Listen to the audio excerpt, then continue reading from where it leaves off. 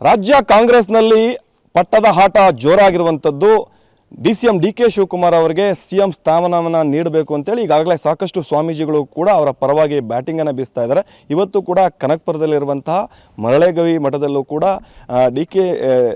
ಶಿವಕುಮಾರ್ ಅವರಿಗೆ ಸಿ.ಎಂ ಮಾಡಬೇಕು ಅಂತೇಳಿ ಸಾಕಷ್ಟು ಲಿಂಗಾಯತ ಸ್ವಾಮೀಜಿಯವರು ಕೂಡ ಇವತ್ತು ಒಂದು ಸುದ್ದಿಗೋಷ್ಠಿಯನ್ನು ಮಾಡಿ ಒತ್ತಾಯವನ್ನು ಮಾಡಿರುವಂಥದ್ದು. ನಮ್ಮ ಜೊತೆ ಮಾತಾಡೋದಕ್ಕೆ ಮರಳೆಗವಿ ಮಠದ ಸ್ವಾಮೀಜಿಯವರು ಕೂಡ ನಮ್ಮ ಜೊತೆಲಿದ್ದಾರೆ.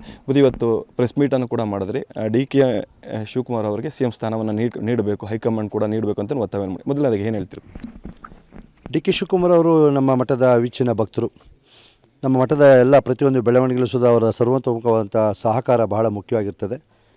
ಇವರು ಕ್ಷೇತ್ರದ ಶಾಸಕರಾಗಿ ಉತ್ತಮವಾದಂಥ ಕೆಲಸ ಕಾರ್ಯಗಳನ್ನು ಮಾಡಿ ಬಡ ಜನತೆಯ ಕಲ್ಯಾಣಕ್ಕೋಸ್ಕರ ದುಡಿತಕ್ಕಂಥದ್ದು ನಾವು ಕಣ್ಣಾರೆ ನೋಡಿರ್ತಕ್ಕಂಥದ್ದು. ಧರ್ಮನಿಷ್ಠರು, ಜೊತೆಗೆ ಪಕ್ಷಕ್ಕೆ, ಕಾಂಗ್ರೆಸ್ ಪಕ್ಷಕ್ಕೆ ತಮ್ಮದಂಥ ಒಂದು ವಿಶೇಷವಾದಂಥ ಕೊಡುಗೆಯನ್ನು, ಸಂಘಟನೆ ಮತ್ತು ಕಾರ್ಯತತ್ಪರತೆ ಇದನ್ನೆಲ್ಲ ಮಾಡಿ ತಮ್ಮದೇ ಅಂತ ಒಂದು ಛಾಪನ್ನು ಅವರು ಮೂಡಿಸಿರ್ತಕ್ಕಂಥವ್ರು. ಅವರ ಉಸಿರೇ ಕಾಂಗ್ರೆಸ್ ಪಕ್ಷ. ಒಬ್ಬ ನಿಷ್ಠಾವಂತ ರಾಜಕಾರಣಿ. ಆ ಪಕ್ಷಕ್ಕೆ ಹಗಲಿರುಳು ಅಹರ್ನಿಶಿ ನೆಹರು ಕುಟುಂಬಕ್ಕೆ ದುಡಿದಂಥ ಒಂದು ಸನ್ನಿವೇಶ ನಾವೆಲ್ಲ ಸುಧಾ ನೋಡಿದ್ದೀವಿ. ಅಂಥ ಒಬ್ಬ ಅಪರೂಪದ ರಾಜಕಾರಣಿ. ಸಂಘಟನೆಗೆ ಮತ್ತೊಂದು ಹೆಸರು ಸನ್ಮಾನ್ಯ ಡಿ.ಕೆ. ಶಿವಕುಮಾರ್. ಕ್ರಿಯಾಶೀಲಕ್ಕೆ ಮತ್ತೊಂದು ಹೆಸರು ಸನ್ಮಾನ್ಯ ಡಿ.ಕೆ. ಶಿವಕುಮಾರ್ ಅವರು. ಧರ್ಮದ ನಿಷ್ಠೆಗೆ ಮತ್ತೊಂದು ಹೆಸರು ಡಿ.ಕೆ. ಶಿವಕುಮಾರ್ ಅವರು.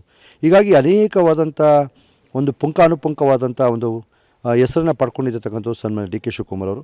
ಅವರು ಸುದೀರ್ಘವಾದಂಥ 50 ವರ್ಷಗಳ ಕಾಲ ಕಾಂಗ್ರೆಸ್ ಪಕ್ಷದಲ್ಲಿ ನಿಷ್ಠಾವಂತರಾಗಿ ಕೆಲಸ ಮಾಡಿರೋದ್ರಿಂದ ಈಗಾಗಲೇ ಅವರು ಕಾಂಗ್ರೆಸ್ ಪಕ್ಷದ ಅಧ್ಯಕ್ಷ ಆಗೂ ಸುಧಾ ಅವರು ಕೆಲಸ ಮಾಡ್ತಾಯಿದ್ದಾರೆ. ಕಾಂಗ್ರೆಸ್ ಪಕ್ಷದ ಒಂದು ಪರಂಪರೆಯ ಪದ್ಧತಿಯಂತೆ ಅವರನ್ನು ಅಧ್ಯಕ್ಷ ಆದವರೇ ಮುಖ್ಯಮಂತ್ರಿಗಳಾಗ್ತಕ್ಕಂಥ ಪರಂಪರೆ ನಾವು ನೋಡಿದ್ದೀವಿ, ಅದನ್ನು ಕಂಡಿದ್ದೀವಿ. ಈಗಲೂ ಸುಧಾ ಅವರು ಮುಖ್ಯಮಂತ್ರಿ ಆಗಬೇಕು, ನಮ್ಮ ಕ್ಷೇತ್ರದ ಶಾಸಕರು ಮುಖ್ಯಮಂತ್ರಿ ಆಗ್ತಾಯಿದ್ದಾರೆ ಅಂತಂದರೆ ಅದು ತುಂಬ ಸಂತೋಷ ಕೊಡ್ತಕ್ಕಂಥ ವಿಚಾರ.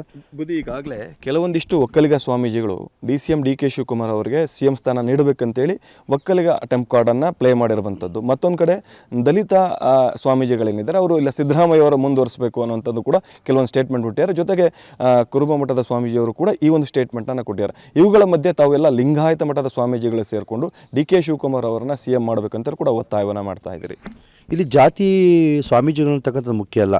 ಡಿ.ಕೆ. ಶಿವಕುಮಾರ್ ಎಲ್ಲರಿಗೂ ಸಹ ಪ್ರೀತಿಯಾದಂಥ ಶಿಷ್ಯರು. ಡಿ.ಕೆ. ಶಿವಕುಮಾರ್ನ ಎಲ್ಲರೂ ಸಹ ಪ್ರೀತಿಸ್ತಾರೆ. ಇಲ್ಲಿ ರಾಜ್ಯದ ಅಭಿವೃದ್ಧಿ ಮತ್ತು ಕಾಂಗ್ರೆಸ್ ಪಕ್ಷದ ದುಡಿಮೆಯ ಒಂದು ಫಲ ಕೇಳ್ತಾರದಷ್ಟೇ. ಇಲ್ಲಿ ಮತ್ತೇನು ಕೇಳ್ತಾ ಇಲ್ಲ. ಇಲ್ಲಿ ಸಮುದಾಯ ಬಗ್ಗೆಯಿಂದ ಎಲ್ಲ ಸಮುದಾಯವರು ಸುಧಾ ಡಿ.ಕೆ. ಶಿವಕುಮಾರ್ ಮಾಡಬೇಕು ಅಂತಕ್ಕಂಥ ವಿಚಾರ ಹೌದು. ಇಲ್ಲಿ ಆಕ್ಷೇಪಣೆ ಯಾವ ಸಮುದಾಯದ ಸ್ವಾಮೀಜಿಗಳು ಇಲ್ಲ ಇಲ್ಲಿ. ಯಾಕೆಂತಂದರೆ ಶಿವಕುಮಾರ್ ಅಂತಂದರೆ ಒಂದು ಸ್ವಾಮೀಜಿಗಳನ್ನು, ಜಂಗಮರನ್ನು, ಪೂಜೆ ಪುನಸ್ಕಾರ, ದೇವರುಗಳನ್ನು, ಮಠಗಳನ್ನು ನಂಬತಕ್ಕಂಥ ಒಂದು ವ್ಯಕ್ತಿ. ಕರ್ನಾಟಕ ರಾಜ್ಯ ಧಾರ್ಮಿಕ ನಿಷ್ಠತೆಗೆ, ಆಧ್ಯಾತ್ಮಿಕತೆಗೆ ಒಂದು ನಿಷ್ಠವಾದಂಥ ರಾಜ್ಯ ಅಂತ ನಿಮಗೆಲ್ಲ ಗೊತ್ತಿದೆ. ಆ ನಿಟ್ಟಿನಲ್ಲಿ ಡಿ.ಕೆ. ಶಿವಕುಮಾರ್ ಆಗಬೇಕು ಅನ್ನೋದೇ ಹೊರತು ಇಲ್ಲಿ ಸಮುದಾಯದವರು ಬ್ಯಾಟಿಂಗ್ ಮಾಡ್ತಾರೆ ಅನ್ನೋ ವಿಚಾರ ಯಾವುದೂ ಬರೋಂಥ ಅವಶ್ಯಕತೆ ಇಲ್ಲ. ಎಲ್ಲ ಸಮುದಾಯ ಸ್ವಾಮೀಜಿಗಳಿಗೂ ಸುಧಾ ಡಿ.ಕೆ. ಶಿವಕುಮಾರ್ ಬೇಕು. ಹಾಗಾಗಿ ಅವರು ಮುಖ್ಯಮಂತ್ರಿಗಳಾಗಬೇಕು. ತಾವೇನು ಹೇಳ್ತಿರ್ತೀವಿ, ತಾವೇನು ಆಗ್ರಹಿಸ್ತೀರಿ ಹೈಕಮಾಂಡ್ಗೆ ಬಗ್ಗೆ? ಡಿ.ಕೆ. ಶಿವಕುಮಾರ್ ಅವರು ಸ್ವಾಮೀಜಿಯವರು ವ್ಯಕ್ತಪಡಿಸಿದಂತೆ ನೆಹರು ಕುಟುಂಬದ ನಿಷ್ಠಾಗಿರುವಂಥವರು ಮತ್ತು ಆ ಪಕ್ಷದ ಒಂದು ಪ್ರಾಥಮಿಕ ಸಿದ್ಧಾಂತ ಇದೆ. ಯಾರು ಆ ಒಂದು ಪಕ್ಷದ ಅಧ್ಯಕ್ಷ ಆಯ್ತಾರೆ ಅವರು ಮುಖ್ಯಮಂತ್ರಿ ಆಗಬೇಕು ಸಿದ್ಧಾಂತ. ಮತ್ತು ಡಿ.ಕೆ. ಶಿವಕುಮಾರ್ ಅವರು ತಳಮಟ್ಟದಿಂದ ಆ ಪಕ್ಷವನ್ನು ತಂದಂಥವರು. ಅವರು ಒಬ್ಬ ಉಪಮುಖ್ಯಮಂತ್ರಿಯಾಗಿ, ಸಚಿವರಾಗಿ, ಶಾಸಕರಾಗಿ ಒಂದು ಕ್ಷೇತ್ರಕ್ಕೆ ಮತ್ತು ರಾಜ್ಯಕ್ಕೆ ಬಹುದೊಡ್ಡ ಕೊಡುಗೆಯನ್ನು ಕೊಟ್ಟಿದ್ದಾರೆ. ಗುರುಲಿಂಗ ಜಂಗಮ ಪ್ರೇಮಿಗಳಾಗಿದ್ದಾರೆ, ದೈವ ಭಕ್ತರಾಗಿರೋದ್ರಿಂದ ಅವರನ್ನು ರಾಜ್ಯದ ಮುಖ್ಯಮಂತ್ರಿಯಾಗಿ ಮಾಡಬೇಕು ಅಂತ ನಮ್ಮ ಅಭಿಪ್ರಾಯ. ಮತ್ತೊಂದು ಕಡೆ ಈಗ ಒಕ್ಕಲಿಗ ಸ್ವಾಮೀಜಿಗಳು ಶಿವಕುಮಾರ್ ಅವ್ರನ್ನ ಸಿ.ಎಂ ಆಗಬೇಕು ಅಂತೇಳಿ ಆಗ್ರಹಿಸ್ತಾರೆ. ಮತ್ತೊಂದು ಕಡೆ ಸ್ವಾಮೀಜಿಗಳು ಸಿದ್ದರಾಮಯ್ಯವರೇ ಮುಂದುವರಿಬೇಕು ಅಂತಾರೆ. ಇವುಗಳ ಮಧ್ಯ ಕೆಲವೊಂದಿಷ್ಟು ಸ್ವಾಮೀಜಿಗಳ ಕೆಲಸ ಧರ್ಮವನ್ನು ಕಾಪಾಡುವಂಥದ್ದು, ಈ ರೀತಿಯ ಸ್ಟೇಟ್ಮೆಂಟನ್ನು ರಾಜಕೀಯಕ್ಕೆ ಬರಬಾರ್ದು ಅನ್ನೋಂಥದ್ದು ಕೂಡ ಒಂದು ಸ್ಟೇಟ್ಮೆಂಟ್ ಕೊಟ್ಟರೆ ತಾವೇನು ಹೇಳ್ತೀರಿ? ತಾವು ಕೂಡ ಈಗಾಗಲೇ ಡಿ.ಕೆ. ಶಿವಕುಮಾರ್ ಸಿ.ಎಂ ಆಗಬೇಕು ಅಂತ ಕೂಡ ಸ್ಟೇಟ್ಮೆಂಟ್ ಕೊಟ್ರಿ.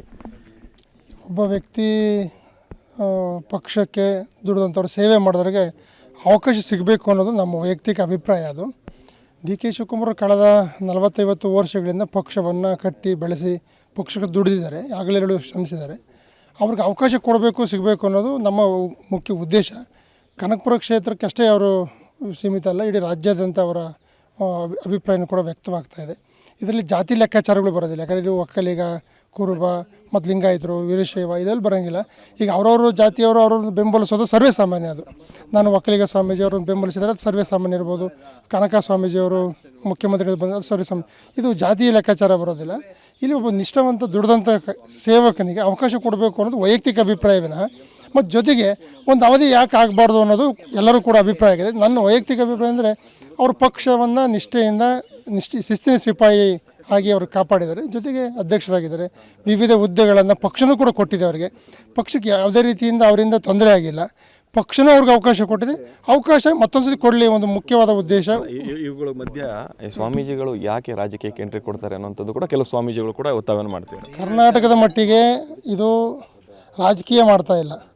ಇವತ್ತು ಮಠಮಾನ್ಯಗಳ ಪಾತ್ರ ಸಮಾಜದಲ್ಲಿ ಮತ್ತು ರಾಜಕೀಯವಾಗಿ ತುಂಬ ಇದೆ. ಇವತ್ತು ವೈಯಕ್ತಿಕ ನಮ್ಮ ಇವತ್ತಿನಿಂದಲ್ಲ, ಇದು ಎಲ್ಲ ನಮ್ಮ ರಾಜ್ಯದಲ್ಲಿ ಬಹುಸಂಖ್ಯಾತ ಮಠಗಳು ಸಾಮಾಜಿಕವಾಗಿರುವಂಥ ಶೈಕ್ಷಣಿಕ ಸೇವೆ ಮಾಡ್ತಾ ಇದ್ದಾವೆ. ರಾಜಕೀಯ ಮಾಡಲಿಕ್ಕೆ ಇಲ್ಲೇನು ಅವಕಾಶ ಇಲ್ಲ. ಈಗ ರಾಜಕಾರಣಿಗಳಿಂದ ವೈಯಕ್ತಿಕ ಯಾವುದೇ ನಮಗೆ ಲಾಭ ಇಲ್ಲ. ಆದರೆ ಒಂದು ಏನಂದರೆ ಒಬ್ಬ ವ್ಯಕ್ತಿಗೆ, ಒಳ್ಳೆಯ ವ್ಯಕ್ತಿಗೆ, ನಿಷ್ಠಾವಂತರಿಗೆ, ಧರ್ಮವಂತರಿಗೆ ಅವಕಾಶ ಸಿಗಬೇಕು ಅನ್ನೋದು ವೈಯಕ್ತಿಕ ಅಭಿಪ್ರಾಯ. ಇದರಲ್ಲಿ ರಾಜಕೀಯ ಮಾಡೋಂಥದ್ದು ಬರೋದೇ ಇಲ್ಲ ಪ್ರಮೇಯ ನಂಬರ್. ಯಾಕಂದರೆ ನೀವೆಲ್ಲ ಉತ್ತರ ಭಾರತದಲ್ಲಿ ಯೋಗಿ ಆದಿತ್ಯನಾಥ್ ನೋಡ್ತೀವಿ, ಮುಖ್ಯಮಂತ್ರಿನೇ ಆಗಿದ್ದಾರೆ. ಯಾಕೆ ಸ್ವಾಮೀಜಿ ಬೇಕು ಅನ್ನೋದು ಪ್ರಶ್ನೆಗೆ ಅದು ಅರ್ಥ ಇಲ್ಲ. ಹಿಂಗೆ ವಿವಿಧ ಹುದ್ದೆಗಳನ್ನು ಸ್ವಾಮೀಜಿಗಳಾದರೂ ಅನುಭವಿಸಿದ್ದಾರೆ. ಮುಂದೆ ನಮ್ಮ ಉದ್ದೇಶನೇ ಯಾರೋ ರಾಜಕೀಯಕ್ಕೆ ಬರುವಂಥ ಉದ್ದೇಶ ಇಲ್ಲ. ಒಬ್ಬ ವ್ಯಕ್ತಿಗೆ, ಒಬ್ಬ ಧರ್ಮವಂತ ವ್ಯಕ್ತಿಗೆ, ಸ್ವಾಮಿಗಳನ್ನು ಗೌರವಿಸುವಂಥ, ಪೂಜಿಸುವಂಥ ವ್ಯಕ್ತಿಗೆ ಅವಕಾಶ ಕೊಡಬೇಕು ಅನ್ನೋದು ಒಂದು ವೈಯಕ್ತಿಕ ಮತ್ತು ಸಾರ್ವತ್ರಿಕ ಅಭಿಪ್ರಾಯ. ಮತ್ತು ಪಕ್ಷದ ನಿಷ್ಠಾವಂತರ ಅಭಿಪ್ರಾಯನೂ ಕೊಡೋದಾಗಿರುತ್ತೆ. ಸೀನಿಯರ್ ಇದ್ದಾರೆ ಪಕ್ಷಕ್ಕೋಸ್ಕರ, ಅವ್ರಾಗಲಿ ಏನೋ ಒಂದು ಅವಧಿ ಕೊಡಿ ಅನ್ನೋದು. ಈಗ ಎಲ್ಲರೂ ಆಗೋಂಥ ಅವಕಾಶ ಇರುತ್ತೆ.